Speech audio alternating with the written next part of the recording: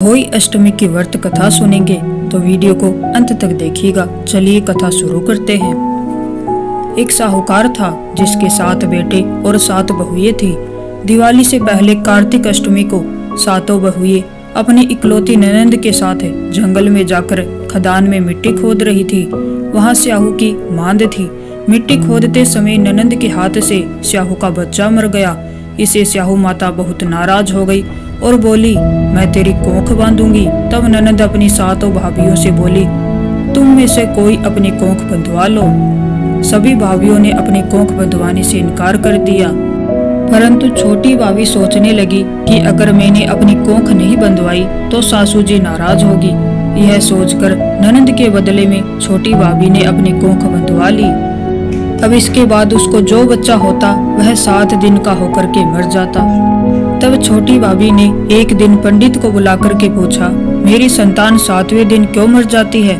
तब पंडित ने कहा, तुम सुरही गाय की सेवा करो। सुरही गाय स्याहू माता की बायली है, वह तेरी कोख खुलवा देगी, तब तेरा बच्चा जिएगा। अब वह बहुत जल्दी उठकर चुपचाप सुरही गाय के नीचे साफ सफाई कर जाती। सुरही गाय ने सोचा, रोज उठकर कौन मेरी सेवा कर रहा है, सो आज देखूंगी।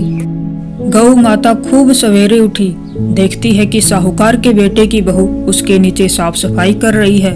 गौ माता उससे बोली, क्या मांगती है? साहूकार की बहू बोली, स्याहू माता तुम्हारी बायली है और उसने मेरी कोख बांध रखी है, सो मेरी कोख खुलवा दो। गौ माता ने कहा, अच्छा ठीक है। अब तो गौ माता समुद्र पार साहूकार की बहू को अपनी बायली के पास लेकर चल पड़ी। रास्ते में कड़ी धूप थी, सो वह दोनों एक पेड़ के नीचे बैठ गई।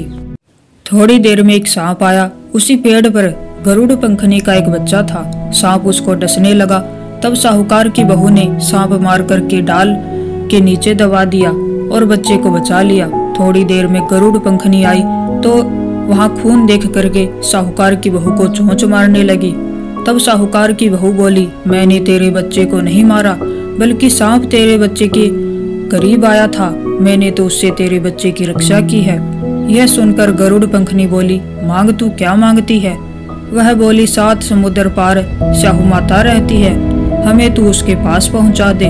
तब गरुड़ पंखनी ने दोनों को अपनी पीठ पर बैठा कर स्याहू माता के पास पहुंचा दिया। स्याहू माता उनको देखकर बोली, आ बहन बहुत दिनों में आई है।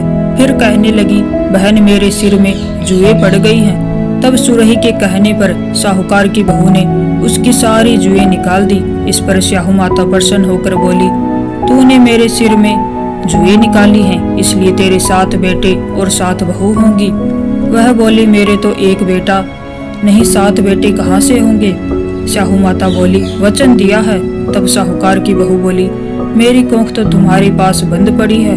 यह सुन स्याहू माता बोली, तूने मुझे ठग लिया, जा तेरे घर पर तुझे 7 बहुएं मिलेंगी। तू जाकर उजमन करियो, 7 अहोई बनाकर 7 कढ़ाई करियो। वह लौटकर घर आई तो वहां देखा कि 7 बेटे 7 बहू बैठे हुए हैं। वह देख करके खुश हो गई। उसने 7 अहोई बनाई, 7 उजमन किए और 7 कढ़ाई करी। शाम के समय जेठानियां आपस में कहने लगी कि जल्दी जल्दी पूजा कर लो, कहीं छोटी बच्चों को याद करके रोने न लगे। थोड़ी देर में उन्होंने अपने बच्चों से कहा, अपनी चाची के घर जाकर देखाओ कि आज वह अभी तक रोई क्यों नहीं। बच्चों ने आकर के कहा, चाची तो कुछ मांड रही है, खूब उजमन हो रहा।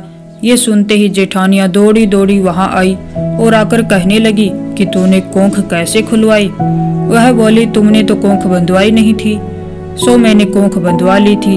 अब स्याहू माता ने कृपा करके मेरी कोख खोल दी है। हे स्याहू माता, जिस प्रकार उस साहूकार की बहू पर कृपा की वैसे सब पर करना। अगर कहानी अधूरी हो तो पूरी करना।